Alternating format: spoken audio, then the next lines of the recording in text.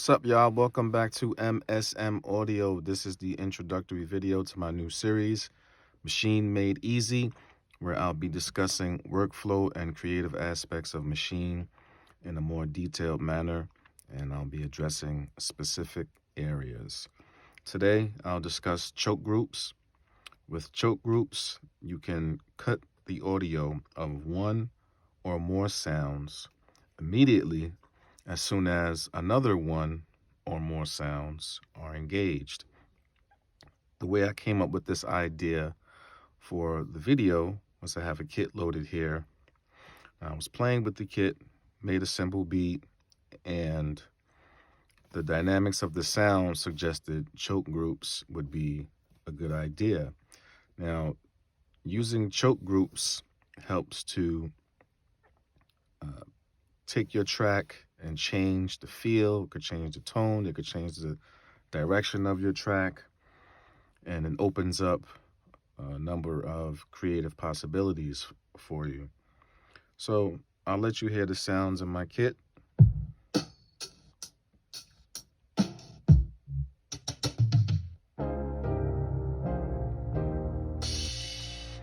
So I like those sounds, and I'll let you hear how I started it, how it sounded as I added elements, and I'll explain as I go along how choke groups came into play. So I started out with a kick and a snare, and I'll just solo that out for you.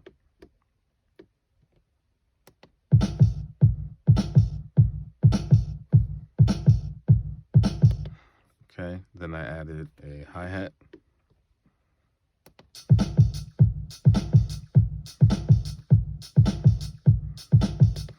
Then I added another hi-hat, added note repeat, okay.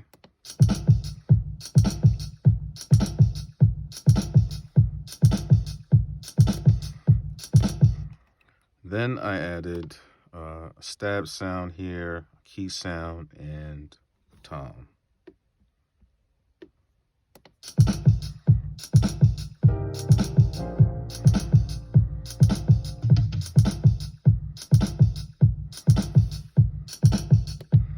Okay. So one of the things I heard was the snare here has some transients. I wanted to, not that I disliked the transients, I just wanted to hear how it sounded without them. So again, let me solo the kick and the snare. Okay, and the way you can do that is to create a choke group. Make sure you're in pad mode, you have your choke menu here. First thing you want to do is add both sounds to the same group. And you have your mode where you can do send or receive.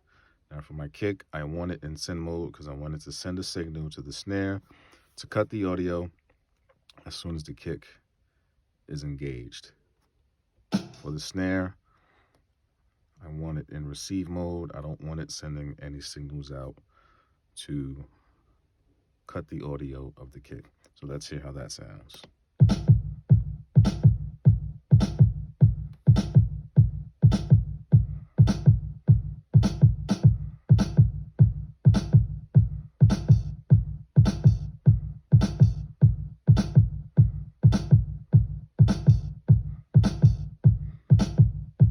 Okay, so you can hear that difference. The next thing I noticed was the relationship between the stab sound and this key sound. There's some overlap there.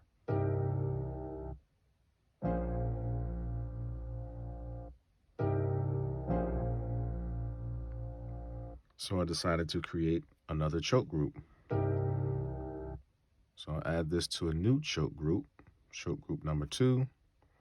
Put the key sound in choke group number 2. I'll leave the mode on send because I wanted to send a signal to cut the audio of the stab sound. Whereas the stab sound, I only want it to receive a signal. I don't want it sending signals out to cut any other sounds. So now let's hear the relationship.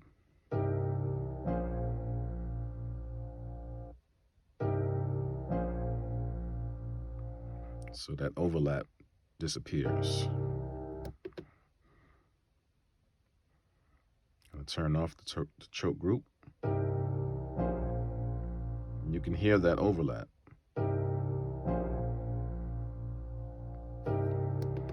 Okay, so I'll put it back into the choke group. Now the overlap gets cut. Another relationship I noticed is between the key and my tom sound. The key has a long tail and it cuts into the tom.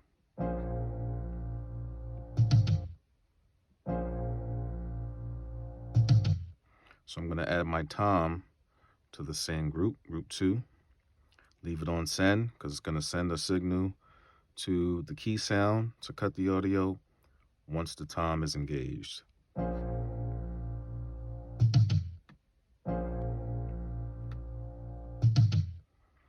Okay.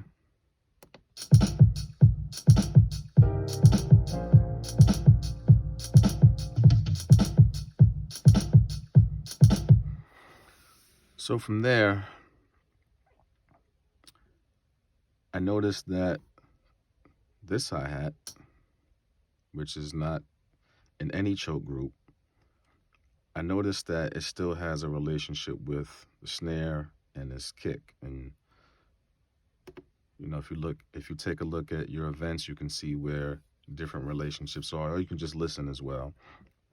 So I noticed that relationship, and I wanted to just explore the relationship a bit and see what happened when I added this hi-hat to the choke group of the kick and the snare.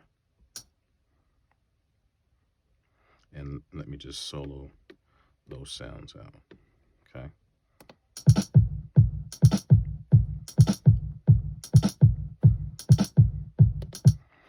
Okay, so didn't really like that, but I remembered that I did like how the snare sounded with the transient. So I went back to my snare, took it out of the choke group, and went with that.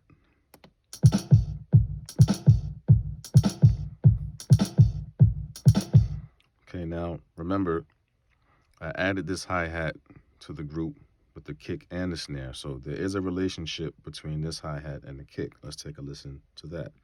I'll mute out my snare. First, I'll take out the hi-hat from the group just so that you can hear the relationship as it was.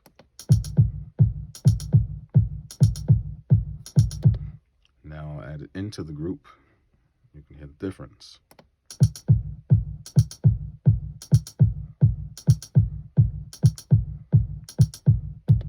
So it kind of gives it a bit of a stutter effect. So from there, I let it play and I just started adding a bit more elements and seeing what else I could do.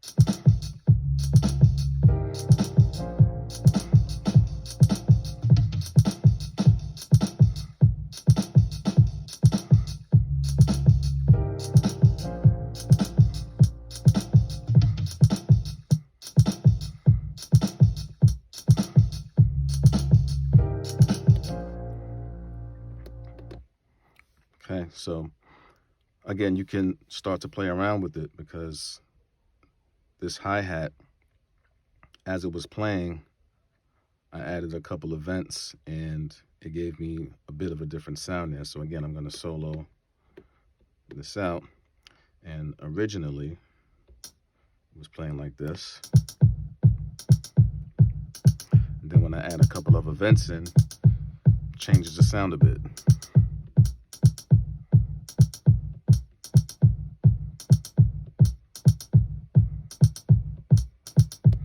Because it sends out a signal to cut the audio of that kick. It's already creating a stutter sound with the relationship that already exists. Then I add those additional events, and you can give it a little bit more character. So just wanted to demonstrate how choke groups can help to inspire new ideas,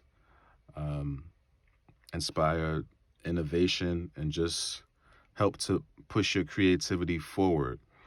And, again, that's why I like to encourage just exploring and experimenting, which I'm sure that you all do. But so many different directions that you can go. And I mean, again, you can create up to 8 choke groups and change the relationship between all of the notes. You can create multi-groups. So many different things that you can do.